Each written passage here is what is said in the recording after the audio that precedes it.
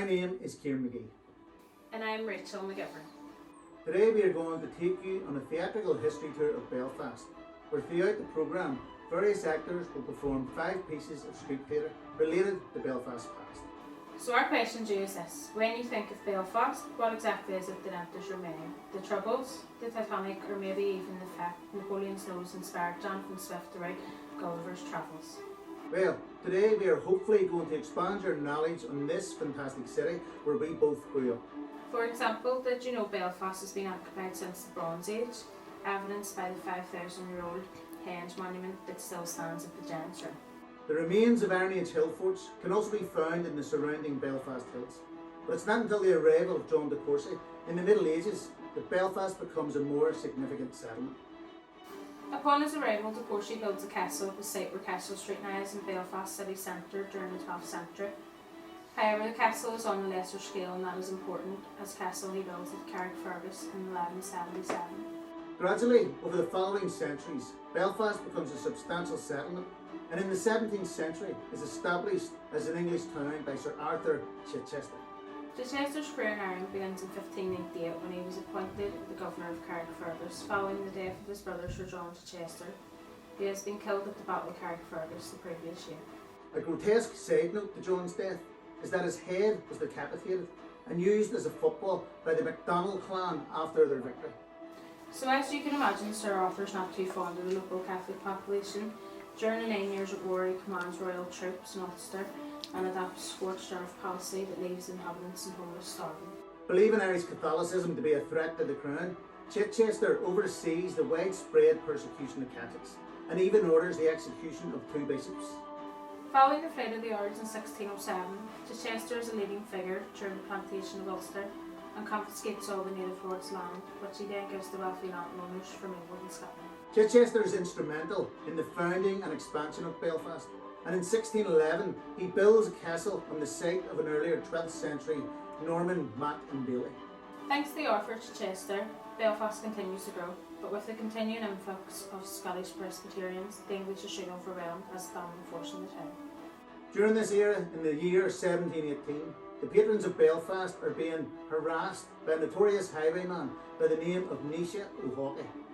As Belfast's very own version of Dick Turpin, Naoise takes to the road with his 2 brothers, Sean and David, after Sean punches a bailiff and accidentally kills him when he falls back and smashes his head off a rock. Fleeing to the caves above the Hatchetfield in West Belfast, the 3 brothers are soon notorious for robbing from the rich and giving to the poor.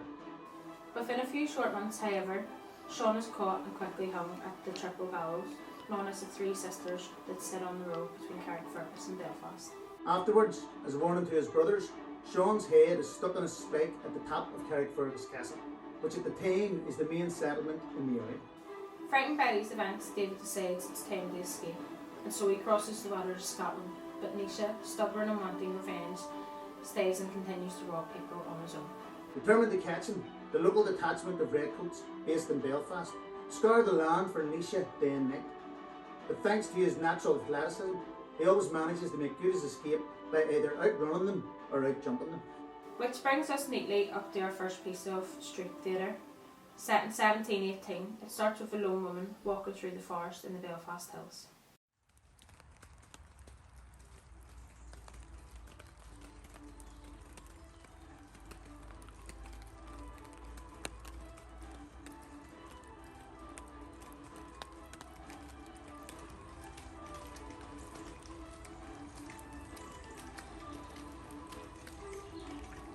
Stand and deliver.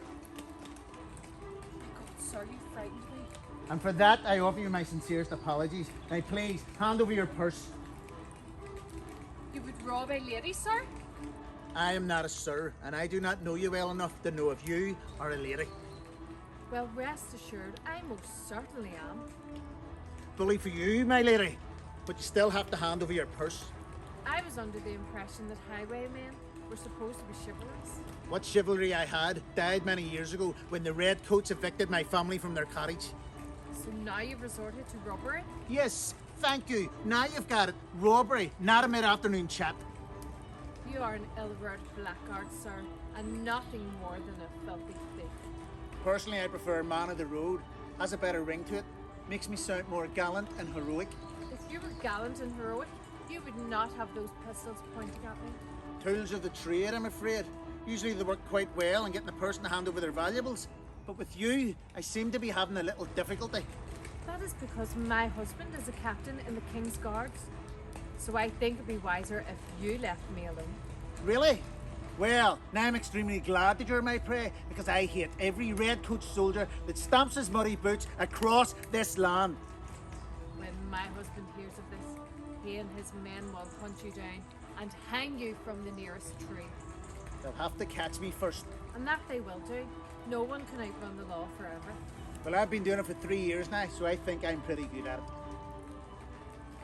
I know who you are. Really? And how's that when we've never met before? The green feather in your hat gives you away. I overheard my husband and his men talking. You are Naoise O Haughan. Well done. You should be a member of the watch. What else did your husband say? That he nearly caught you 2 weeks ago. Except you jumped over the River Lagan and escaped. Did he also tell you that he and his men tried to copy me, but that the field had spliced into the water? No, he left that part out of the story. When you next see him, tell him it is a memory that always brings a smile to my face. My husband is a determined man, Naoise. He will not stop until he has clapped irons around your wrists. Well, make sure to tell him I send my regards. Now hand over your purse before my fingers slip in these triggers and I put holes where your beautiful eyes currently reside. This purse was my mother's, so as I'm sure you can understand, I'm reluctant to be relieved of it. You are not making this easy. Then I will spell it out for you, man of the road. I will not give you my mother's purse. My God, woman, you are infuriating. My husband also says that. I'm sure he does, because I've only met you and already I want to blow my own brains out. Well, that would certainly be preferable to you robbing me. So please, continue on. You have my full and hearty permission. You would like that, wouldn't you?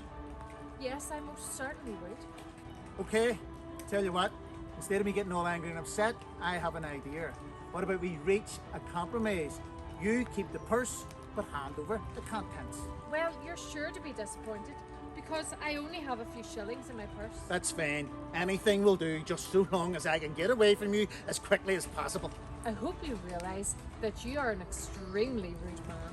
Yes, and I hope you realise that you're an extremely irritating woman. I will be glad now to give you this money, so as to see the back of you. Then that makes two of us.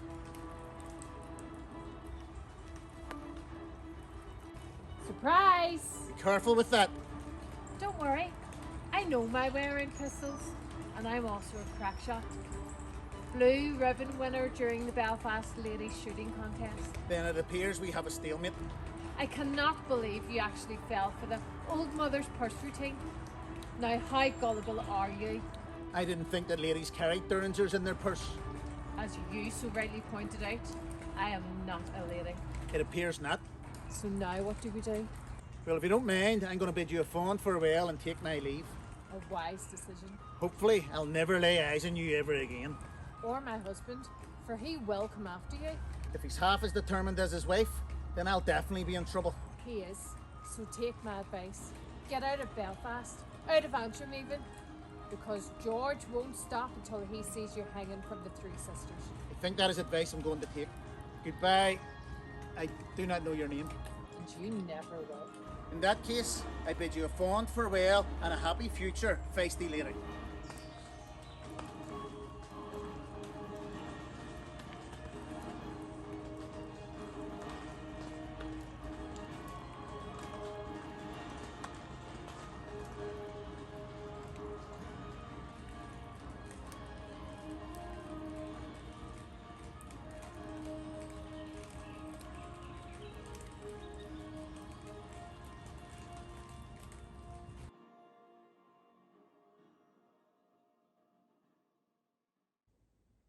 After his run-in with the captain's wife, Naoise does indeed take her advice and decides to get as far away from Belfast as he possibly can.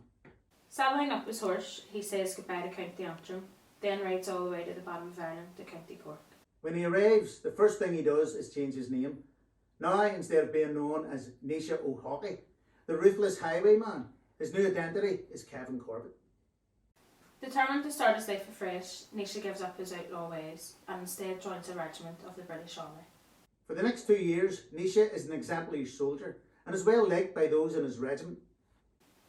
Then, during the summer of 1720, a sports day is organised between all the regiments in Ireland. One of the contests that year is the long jump, where the champion from each regiment has to jump over as many horses as possible with riders on top of them. Knowing that Kevin is highly athletic and strong, Naoise's staff sergeant orders him to take part in the competition. Okay, says Naoise, stick another horse in the end. As soon as the extra horse and rider are added, Naoise takes a long run up, then successfully leaps over 3 horses and riders and sets a new regimental record. Naoise's friends in the regiment cheer and slap him on the back to celebrate his victory. But unbeknownst to Naoise, one of the visiting regiments that day is from Belfast, and are the exact same soldiers that chased him down to the River Lagan when he took a mighty leap across the river and escaped. Recognising the outlaw, the captain of the Belfast regiment takes out his pistol, then steps forward and places his hand on Naoise's shoulder and says, "My wife sends her regards." Unable to escape, Naoise is immediately placed in leg irons. Then the next day, the captain and his troops take him back to Belfast for trial. Found guilty of being an outlaw, Naoise is taken to the Three Sisters and hanged. Afterwards, again, as a warning to others, Naoise's head's cut off and placed on a spike at Carrickfergus Castle, next to that of his brother Sean. With Naoise gone, life in Belfast returns to normal, but unfortunately, not for long. As dissenters from the established Church of Ireland, the Presbyterians, like the Roman Catholic majority, are largely dispossessed. During the American War of Independence, Belfast Lough is raided by the privateer John Paul Jones. In response, the townspeople of Belfast form a radical volunteer militia. Further infused by the French Revolution, volunteers and townspeople rally in support of Catholic emancipation and more equal representation of the people in the Irish Parliament. However, the 2 MPs at Belfast return to Dublin are, as usual, appointed by the Chichesters.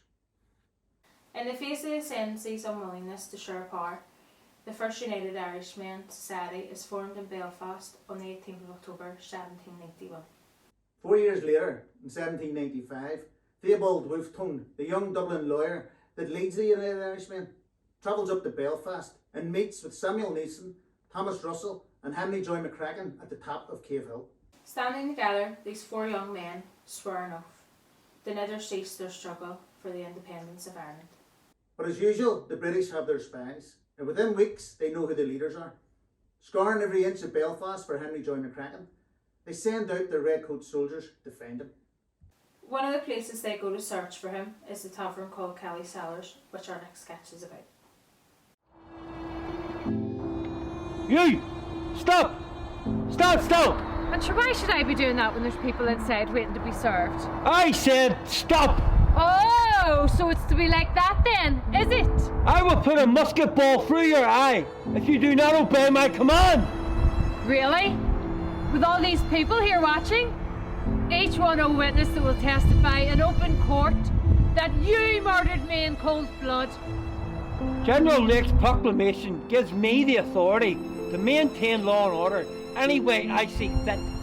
Yes, that I already know. Pitch cappings, floggings, torture and hangings. General Lake sure knows how to win a country over. Necessary measures to clamp down on the United Irishmen. And that, soldier, is where your general made the mistake. For instead of stopping an insurrection with his brutal methods, he is actually about to start one. Good. Because I want to face the United Irishmen in battle. Because rest assured, if they are stupid enough to raise weapons against the crown, they will be slaughtered in their thousands. Your arrogance is an example of what is wrong with this country. Not arrogance, confidence. For I deal in reality, whilst the United Irishmen deal in rhetoric. The principles of liberty, equality and fraternity are not rhetoric. They are a promise of what the future might hold. I will tell you what the future will hold. Death, death, and more death.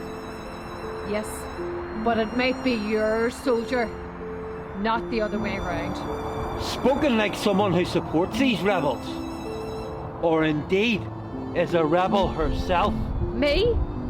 A rebel? Has Lucifer infected your brain, sir? In case you haven't noticed, I am an employee of Kelly's Cellars. I am rushed off my feet all day serving people the devil's brew. The only skullduggery I get up to is sneaking a snifter of whiskey when the boss isn't watching. I'm not stupid. I know the United Irishmen have been having meetings here. We have been told so on numerous occasions. Thomas Russell, Roddy McCordy, William Drennan, and Wolfton himself have all been here. Who told you such nonsense? A reliable informant that obviously I shall not name, but his word has led to arrest in the past. Is this the same informant that testified against William Orr? 'Cause everyone knows that Orr was innocent, and Wheatley perjured himself in the dock. You sound like a sympathiser. No, but I do have decency running through my veins. Shouldn't the judge himself shed tears when he sentenced Orr to death? Orr was executed to deter others from issuing the United Irishmen oath. Judicial murder, sir! That's what it was! Pure and simple! My informant is reliable. Well, on this occasion, your tattletale is wrong. The United Irishmen do not meet here, and have never met here. That is a falsehood spread by people with idle tongues. Do you take me for a fool, woman? Well, if you're to believe every rumour that floats up the lagoon, then my answer has to be yes. I mean, if I was to guess, I'd say your brain is probably smaller than a dog's. I'd curb my tongue if I was you. Unless, of course, you want to squeal like a dog on my back. I know who you are. That is not possible.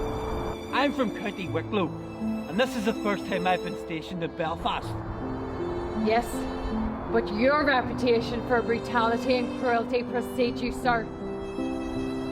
You are Lieutenant Edward Heppenstall, the walking gallows. I would lower that finger if I was you. Unless, of course, you want me to wrap my cravat around your neck and swing you onto my back. You must be in league with the devil, sir, to carry out such an horrendous act. No, it is United Irishmen that cavort with evil spirits.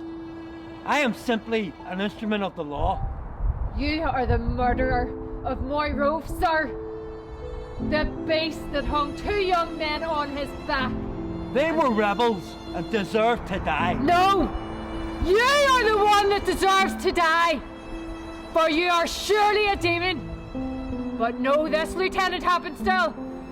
The Lord above knows, and on the day of judgment, his paradise will be closed to you.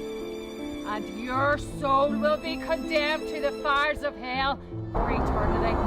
I am not the religious type, but my patience is running thin. So if you care to draw another breath, then I suggest you step aside. I'm sure your mother would be proud to see what a fine son she has raised. Move out of the way now, or this will end with your blood decorating the outside of this tavern. May God have mercy on your soul, Lieutenant Heppenstall, because surely Satan has reserved a seat for you at his feet. Jiggery, piggery, hocus pocus. It's all nonsense. But what isn't nonsense is the fact that Henry Joy McCracken is inside that bar right now. And if you don't get out of the way, I'm going to blow a big, ugly hole right in the middle of your forehead. Move!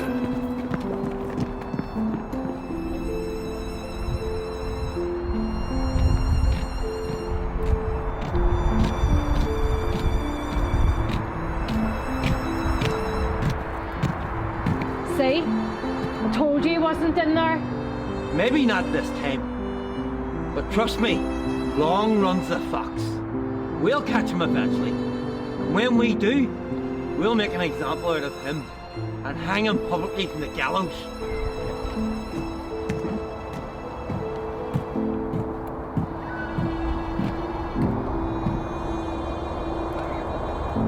Henry Joy, you can come out now.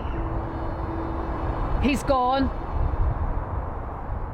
On that occasion, thanks to the barmaid's stalling tactics, Henry Joy manages to evade arrest by jumping over the bar and hiding behind barrels of whisky. But General Lake is not to be deterred. Given free rein by those in power, he continues the practice of the public floggings and the torture of suspected rebels, and within a short space of time, a general atmosphere of terror hangs over the country. Lying low and staying in safe houses, Henry Joy travels around Ireland, organising various United Irishmen societies.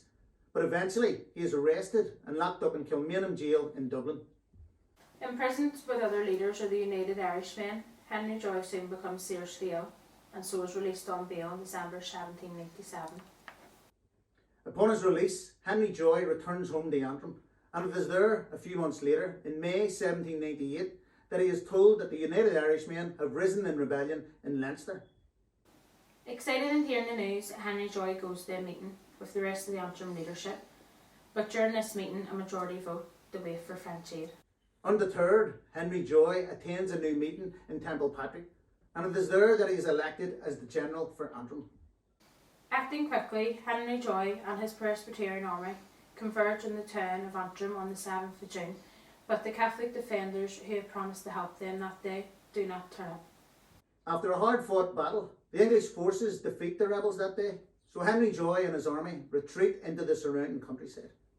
With the help of his devoted sister Miriam McCracken, Henry Joy manages to escape and stay hidden for a month, but eventually his luck runs out when two yeomen recognise him.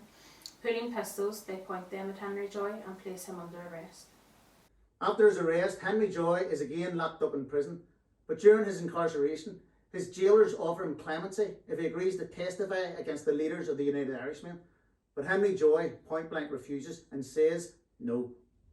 On the 17th of July 1798, Henry Joy McCracken is court-martialled in Warren Street, then brought to Corn Market in Belfast city centre to be hanged on top of a scaffold that has been specially built outside the market house. As the Redcoat soldiers escort Henry Joy up the wooden steps, his sister, Mary Ann, clings onto his arm.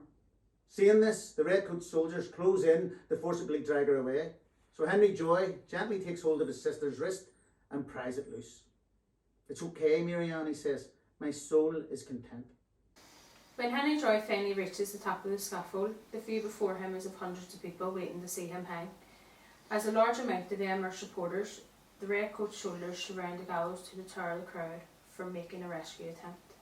As he walks up the small wooden steps to the waiting noose, Henry Joy is calm and composed.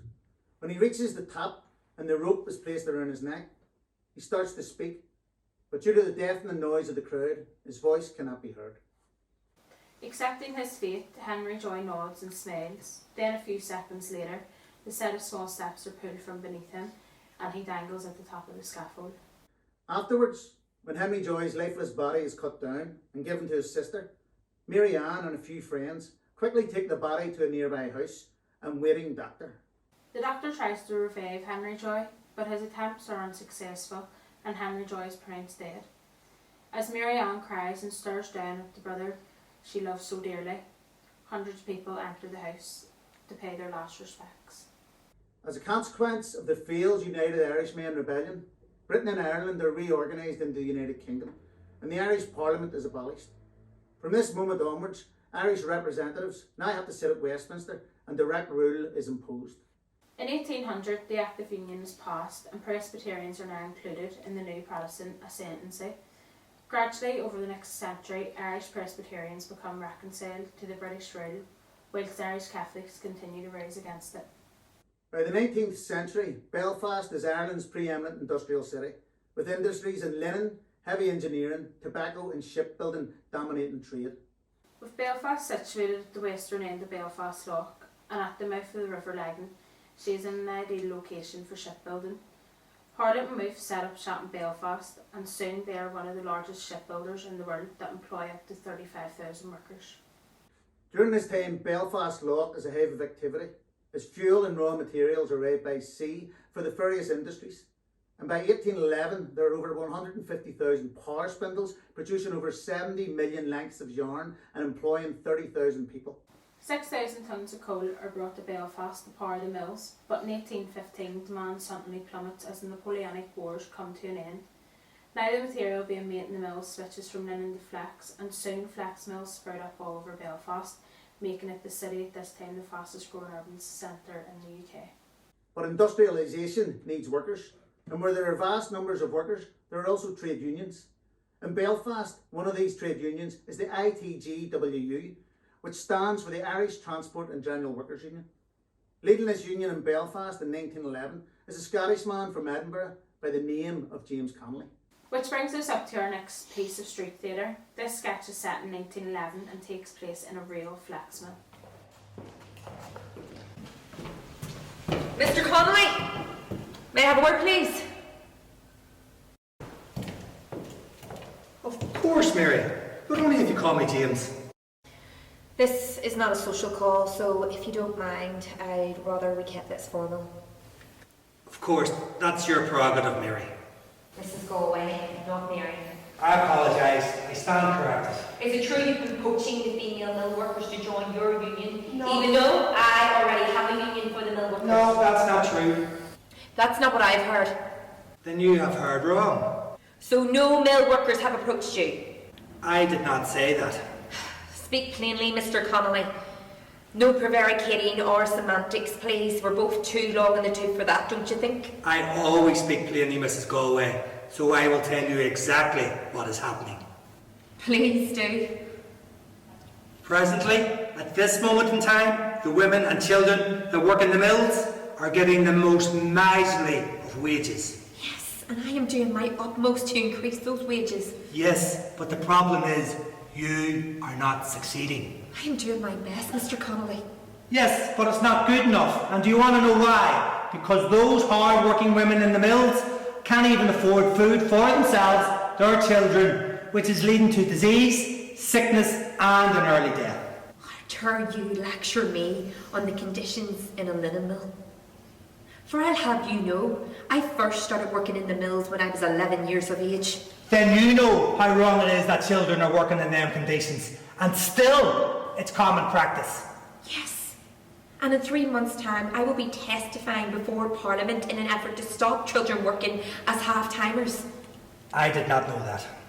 Yes. That is because you think that you're the only person capable of making a difference. But you are mistaken in that belief, Mr. Connolly. I apologise and commend you, Mrs. Galway. But what about the systems of fines that the managers are imposing on the mills? Are you doing anything about that? I can only fight one battle at a time, Mr. Connolly. If the women sing, they are fine. If the women talk, they are fine. If the women dare laugh, they are fine. Simply unacceptable, Mrs. Galway, which is one reason why they should unite now and fight for better conditions. The women are already united in my union, Mr. Connolly. Not according to the women that came to see me. As far as they're concerned, your union is just representing the workers from the better paid jobs, from the making up section, not the doffers, the spinners, the piecers or the layers. Which means, Mrs. Galway, there's 18,000 unrepresented mill workers. And that is something that I will not allow to continue. You will not get away with this. I will bring this up at the next Trades Council meeting. Which is your right, but know this, I will be holding a meeting in St Mary's Hall and I will be signing up as many mill workers as I possibly can. You are undermining me, Mr. Connolly, and that is wrong. Very wrong. When Big Jim Larkin was here, we worked together, not against one another. One day he would talk at a rally and the next day I would. But with you, it's either your way or the highway. The women approached me, not the other way around. You are a poacher, Mr. Connolly. But a word of warning, watch your step, because people are watching you. Is that a threat? No, I'm simply stating a fact. There's things going on in the background that you are not aware of. Don't presume for 1 second that I'm a stupid man, Mrs. Galway. I have been campaigning for the last 20 years for workers' rights, and I'm well aware that people are trying to label me as an agitator and a nationalist, which is why I've set up the non-sectarian Labour Band. A silly band will put paid to the rumours no matter how many times you march them up and down the falls and the Shankill. I'm also printing pamphlets and preaching unity at Speaker's Corner every day. The truth will prevail, I have no doubt. Whilst those ranged against you print thousands upon thousands of newspapers stating that you are here to break the union. My goodness, Mr. Connolly, for a man who's travelled the world, you are extremely naive. The workers know I'm here to help them, not to cause trouble. You are relatively new to Belfast, so let me give you some friendly advice. Rein in your horses, Mr. Connolly, and instead of galloping full pelt over the edge of a cliff, step back and breathe. Enjoy the victory you won for the Dockers and inhale the Belfast air. Let it circulate around that stubborn brain of yours and get to know the city's rhythms. For it's only then that you'll hear the whispers in the shadows. Otherwise, I guarantee you'll end up face down in the lagan. You paint an ugly picture, Mrs. Galway. Yes, but a realistic picture. This is Belfast, and this city is known for its unforgiving nature. You're a good woman with a stout heart and a forthright manner. But what you fail to grasp is the leverage that the spinners have. If they go on strike, none of the factories can continue. They are the necessary cog in the whole machine. And if they stop, it all stops. Yes, but you're forgetting one thing. Which is? Thomas Gallagher. He's the chairman for the Belfast Steamship Company and the owner of Gallagher's Tobacco Factory. He's also the chairman for the Employers Federation, and he's not a man for backing down. And either am I, Mrs. Galway. The classic paradox. What happens when an unstoppable force meets an immovable object? I'll tell you what will happen. If the women stand together and stay strong, I will demand that the whole of the linen industry will be put under the Sweated Industry Act. That'll never happen. You're shooting for the stars. And maybe with a bit of luck I'll land on the moon. I have to admit, I do admire your confidence and your optimism. Most likely misplaced, but I do wish you every success. Thank you. You're an honourable lady. And you, despite your poaching, are a staunch advocate of the working class. So I wish you all the best in your endeavours. Thank you. I hope everything goes well for you in Parliament. Yes, me too. Stay safe, James. You too, Mary.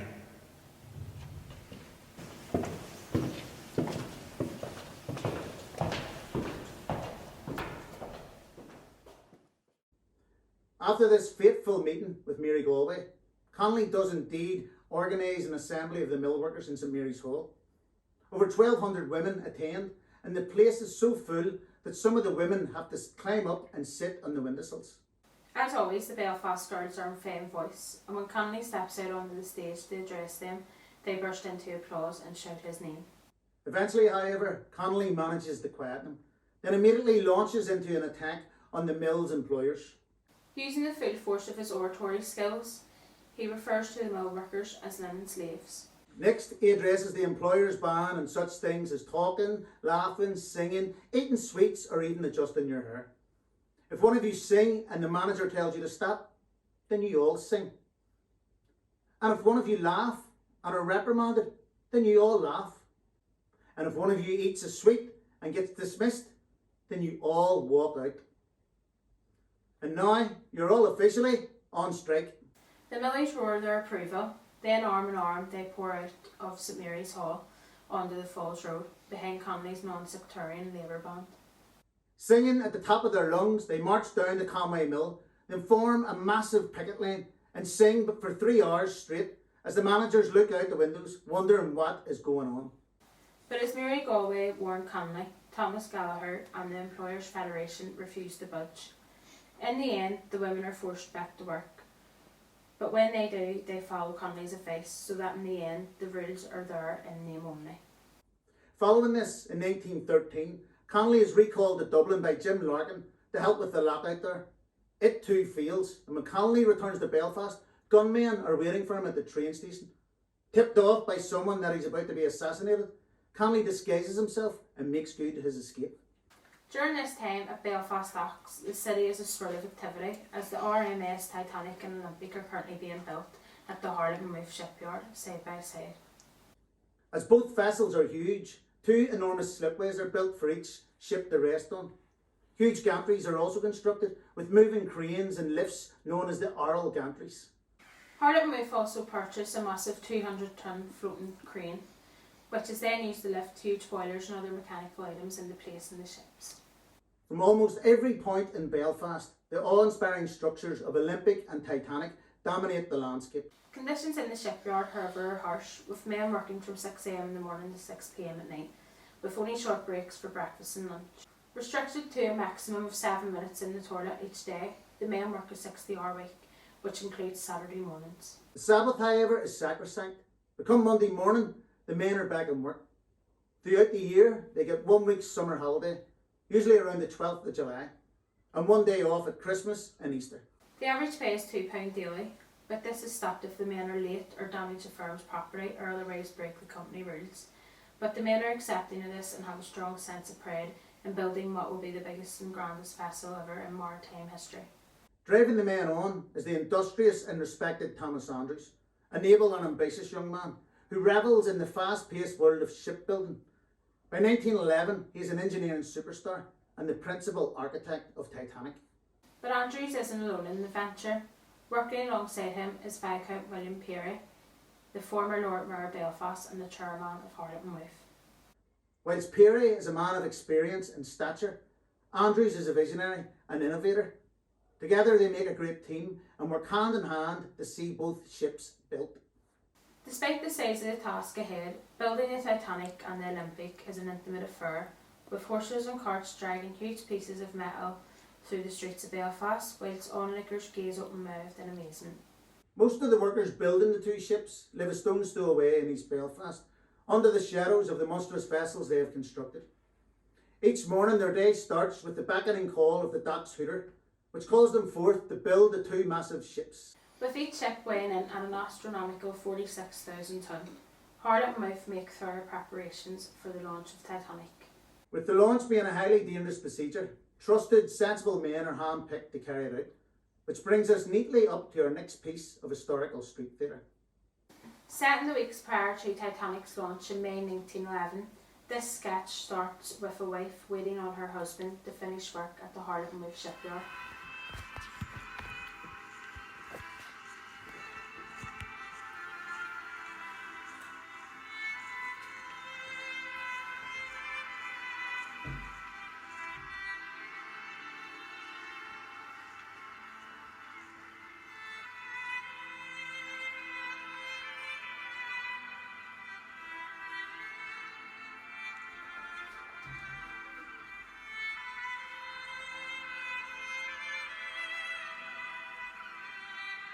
Rachel, you'll never believe this. Don't come near me, James. Stay back. Why? What's wrong? It's nothing serious, just a touch of the flu, but I don't want you catching it with your diabetes. Okay, no problem. I'll keep my distance. So, what were you going to tell me? I've been picked as one of the shipwrights to help launch the Titanic. Really? That's wonderful news. With the young James here, he's so proud. Don't you be telling him. Let me say to him so I can see the reaction on his face. Who was it picked you? Thomas Andrews. He's a nice man, I like him. Yeah, he's tough, but he's fair. A man's man, you know. So, when's launch day then? 31st of May. Just over 2 weeks away. And what is it you'll actually have to do? Well, at the minute, the Titanic is held in place on the slipways on the top of keel blocks. So it'll be my job to split them, then knock the support beams out of the way so the Titanic can slide down into the Victoria Channel. How many of you will there be? About 40, I think, 20 on each side. All of us synchronised and working together, like a well-oiled machine, love. What about the rest of the workers? Will they be off? Aye, so James will not be working in the yard that day, so make sure you and him come down and watch. Can't wait now, it's going to be a great day. The Harbour Commission are going to build a grandstand for spectators at the Albert Quay. Yeah, but they'll charge money to sit there. Yeah, but that's a good thing because Lord Perry's going to give that money to 2 local children's hospitals. I'm not paying good money to sit in a stand. No, love, you're picking me up wrong. The seats in the stand will be reserved for dignitaries, the world's press and guests of the White Star Line. Too pricey for the likes of us. Don't worry, there'll be plenty of room to watch on the quayside. Okay, but are you sure the Titanic will slide in okay? It must weigh 1,000,000 tons, that's a lot of weight to move. Don't worry. The slipways are going to be greased and then of course there's gravity. Once we split the keel blocks and knock out the dog shores, she'll fly in. Trust me. I've got some news to tell you as well. Okay, good. Let me hear it. I joined the women's suffragette movement today. Please tell me you're joking. No, far from it. I'm deadly serious. Did Lily and Matt put you up to this? I'm a grown woman, James. I make my own decisions. Yeah, but Lillian's been whispering her poison in your ear, hasn't she? So let me get this right. It's okay for you to protest and march against home rule, but it's not okay for me to do the same when it comes to women getting the vote. But sure, women can already vote in local elections. But voting for who gets into Parliament? No, Rachel. That's a step too far. And why's that? Because Parliament deals with the Empire, the Army and the Navy. And with questions of peace and war, they are outside a woman's comprehension. Never thought that I would say this. But you, James, my beloved husband with nothing more than air between his ears, are a male chauvinist. Come on, Rachel. Can you really imagine a woman being Minister for War? Even you have to admit that is absurd. The only thing's absurd is that I actually married you. God, you're taking this a bit thick. Mark my words, James Dobbin. One of these days women will get the vote, and a few years after that, a woman will be Prime Minister. Now, don't be ridiculous. What's next? Humans landing on the moon? Yes, quite possibly. Because unlike you, James, the world is filled with creative, intelligent people that aren't afraid to let their imagination soar. My imagination is fine. Sure, haven't I helped build the biggest ship in the world? The 8th wonder of the world, we call her. And the 9th wonder is we're still married. I know you don't really mean that. And why's that? Because I love you with all my heart. And the day we walked down the aisle was the happiest day of my life. You can always turn on the charm when you want to, James. And I was only joking about women getting the vote. Sure, if you want, I'll even handcuff you to the railings myself and burn a few post boxes with you. I'll hold you to that. I'm a man of my word. Okay, agreed. But you have to promise me one thing, okay? Of course, love. Anything. Be careful when you're launching the Titanic. Because I don't want to lose you, James Dobbin. There's no need to worry. Harland and Wolfe have launched hundreds of ships without incident, and I can assure you the Titanic will be no different. In that case, let's hurry home and tell James. He'll be chuffed to bits. Oh, I can't wait to see his face. Unfortunately, on the day of the launch, as James is splitting one of the keel blocks with a sledgehammer, a huge support beam falls on top of him and pins him to the ground. Rushing to his aid, his fellow shipwrights, men he had worked with all his life in the yard, lift the support beam off his body and pull him free. Severely injured, James is delirious with pain, so his friends keep talking to him as they carry him off the slipways and over to a company car. After laying him gently in the back seat, one of the men jumps behind the wheel, then as quickly as he dares he drives to the Royal Victoria Hospital. But it is to no avail, for James's internal injuries are too great and sadly 2 days later he passes away. Afterwards, the coroner writes a report stating that the cause of death on the 2nd of June 1911 is from shock and hemorrhage following a fracture of the pelvis. So before the Titanic has even set sail, she has claimed yet another life. At the time of his death, James Dobbin is 43 years old and lives at 13 MBéal Street in East Belfast with his wife Rachel and their 17-year-old son James, who's an apprentice plumber in the yard. But the most poignant thing about this terrible tragedy is that as the biggest ship in the world slides into Belfast Lock and floats to a gracious halt, James's wife Rachel and his son James are up above in the quayside, cheering on the Titanic's launch with 100,000 other people, completely unaware of the tragedy that has just unfolded below. In total, 8 Harland and Wolfe workers lose their lives during the construction of the Titanic, but to date only 5 of them have been identified. They are Samuel Joseph Scott, a 15-year-old catch boy that everyone calls Sam. He is the first to die during the build on the 20th of April 1910, when he falls off a ladder into the hull of the Titanic and fractures his skull. John Kelly, a 19-year-old catch boy, who also falls from the ship and dies of his injuries. William Billy Clark, a 27-year-old driller who dies from bronchopneumonia after a fall from staging.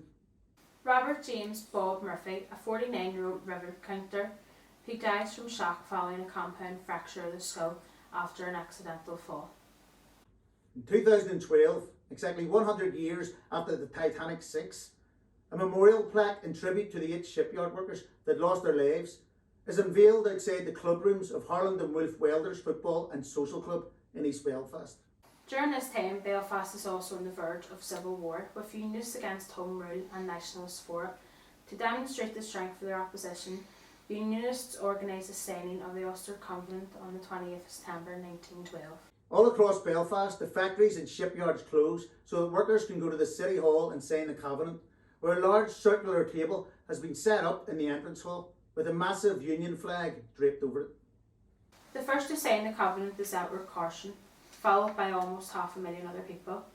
As a propaganda stunt and a warning to the government, the Covenant is a huge success. Asquith and the Liberals have been warned. If they dare to bring in the third Home Rule Bill, then Unionists of Ulster will resist. Afterwards, in an effort to find a way out of the quagmire, discussions again resume. One proposition put forward is a compromise where the 4 counties with the Unionist majority, Antrim, Down, Armagh and Derry, stroke Londonderry, are left out of the Home Rule scheme. At first the Unionists are horrified, since it makes Home Rule much more of a certainty, but after further deliberation they do an about-turn and support the idea. To ensure that Ulster is excluded, Unionists create their own army called the Ulster Volunteer Force. Thousands of Unionists join and soon there are meetings held in every Orange Hall in Ulster. However, there is one thing that is missing: weapons.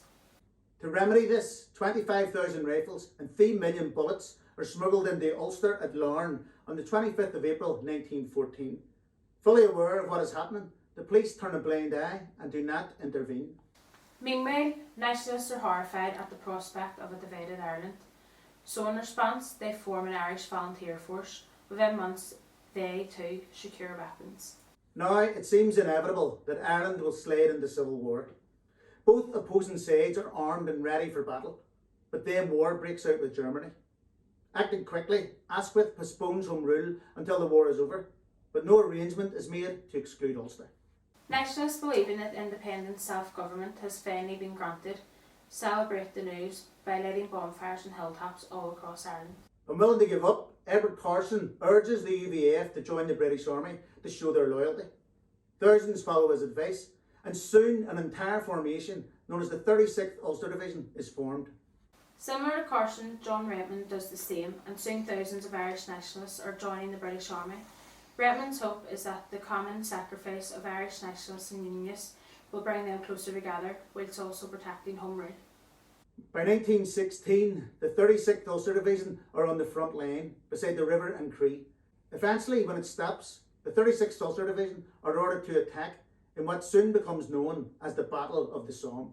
Which brings us to our last piece of street theatre. This time the sketch is set in the middle of July 1916, a couple of weeks after the Battle of the Somme.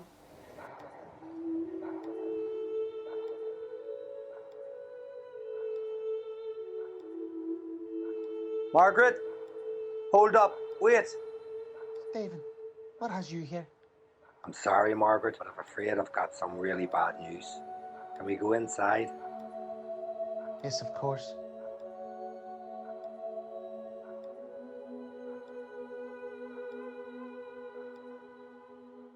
Please tell me it's not William.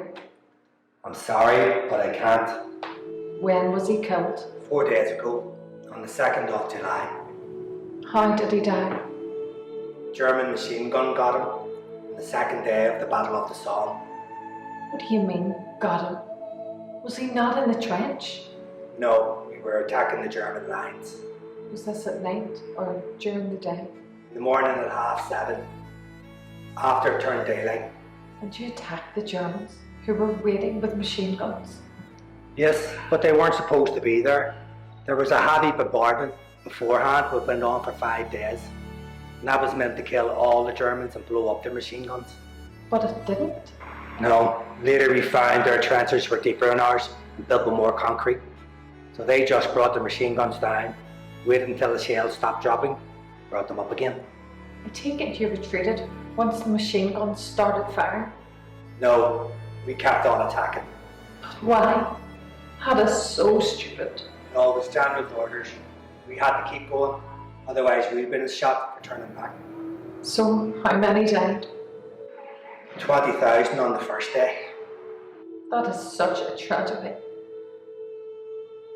How many from the 36th Ulster Division? Over the 2 days of fighting, we suffered 5,000 casualties and 2,069 deaths. That is such a terrible waste of life. It Don't you dare say that, Margaret. Them men were proud to die for their country. The old lie. Dulce e decorum e pro patria more. I'm sorry, I don't know what that means. It is sweet and honourable to die for your country. Which is true. I am proud to fight for king and country, and if I have to sacrifice my life, then so be it. There is no greater honour. But don't you realise? All you're doing is fighting a rich man's war. I've heard that said before. I don't care. When Ronan Carson asked us to join up, I was more than happy to do so to stop home rule getting brought in. But don't you realise it's all so pointless and unnecessary? Not from my perspective. I know why I'm there and what I'm fighting for. Which is what exactly, Stephen? Pride and honour of Ulster. Listening to you repeat that rhetoric saddens me deeply, for I know there is no way to convince you otherwise. You don't need to convince me of anything. That Whitman died with honour? Yes, he did. Not once did he falter during the attack. Can you tell me exactly what happened? Our sector of the Somme was beside the river Amharclainne and the higher ground south of the river, so our task was to cross the ridge and take the German second line near Grandcourt. The problem, though, was that we had to take the German line first, and then after that, the intermediate line, known as Schwaben Redoubt. That sounds like an impossible task. 2 lines of Germans first before you reach the final one. Yes, but we did it, Margaret. We succeeded. Then why so many deaths? If you let me explain, you'll understand. Yes. My apologies, Steve. We were ordered out of Theatrical Wood at 7:30 a.m. in the morning. We marched up close to the German trenches, lay down, and we waited for the creep bombardment to start in front of us. But isn't that dangerous? Yes, extremely. A lot of our men were killed by our own bombs. Then what happened? The creep bombardment started, so when the bugle sounded, we all jumped up and attacked. It was a glorious sight to behold, Margaret. Men running to their deaths is not something I would call glorious. But you don't understand. We captured the first German front line, which means we were the only division of Axe Corps to achieve its objectives on the opening day of the battle. Yes, but at what price? A heavy one. Whilst I do disagree with war in principle, I do commend the courage of those men in the 36th Ulster Division. And rightly you should, for our attack was one of the finest displays of human courage I have ever witnessed. Of that I have no doubt. It is not your bravery I question, Stephen, but the morality of war and all the pain and heartache that comes along with it. We were proud to fight, Margaret. But why? That is what I don't understand. The first day of the Battle of the Somme was also the anniversary of Battle of Beidh. It's like our ancestors were actually with us, Margaret. In fact, some soldiers even wore the sash. Major George, example, some of the men faltered, he held up the orange sash. Come on, boys! No surrender! That galvanised us, Margaret. Turned us into wolves hunting their prey. Yes, except you ended up being sheep running to the slaughter. If I was asked to do it again, I would. How did it end? We attacked so fast we outran the creep bombardment that we were supposed to stay behind. Our own bombs started falling amongst us. That didn't stop us, but kept on.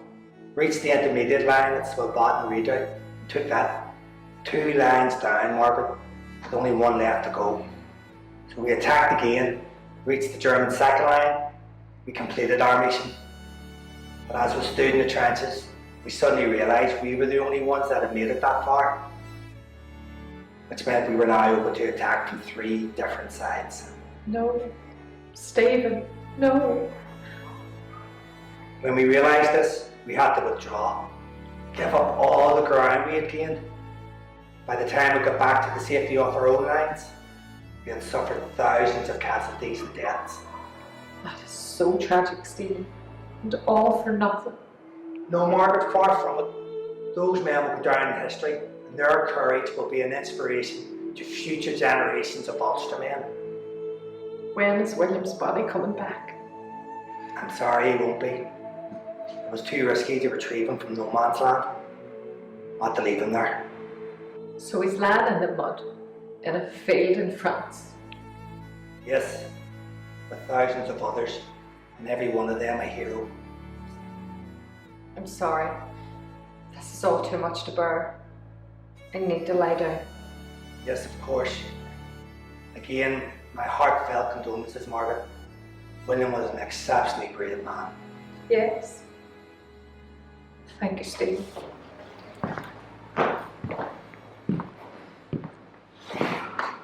Altogether, 210,000 Irishmen served in the British forces during World War I, with 35,000 of them losing their lives. Following the end of the Great War in 1918, issues of Irish independence and the partition of Ireland again come to prominence. In the 1918 general election, Sinn Féin won a majority of seats and adopted a policy of abstentionism from Westminster. Within months, the Irish War of Independence starts, and in 1921 Ireland split into two parts known as Southern Ireland and Northern Ireland. James Craig becomes the first Prime Minister of Northern Ireland, with Parliament buildings at Stormont in Belfast. Over the following years, Belfast was bombed in 1941 by Hitler's Air Force. Then, after relative years of peace, the troubles start in 1970. British troops arrive in Belfast and Derry. But eventually peace returns, and in 1994 Belfast starts to blossom again with the construction of the Titanic Centre, the James Connolly Centre and the Paint Hall Studios where Game of Thrones is filmed. Suddenly Belfast is a tourist destination and millions flock to walk around its streets, see the sights and enjoy the crack. Then in 2019 COVID-19 arrives, and in 2020 Belfast is placed in a series of lockdowns along with the rest of the world. Which is where we are now in Belfast's present history. So stay safe, people, and hopefully we'll see you all again soon.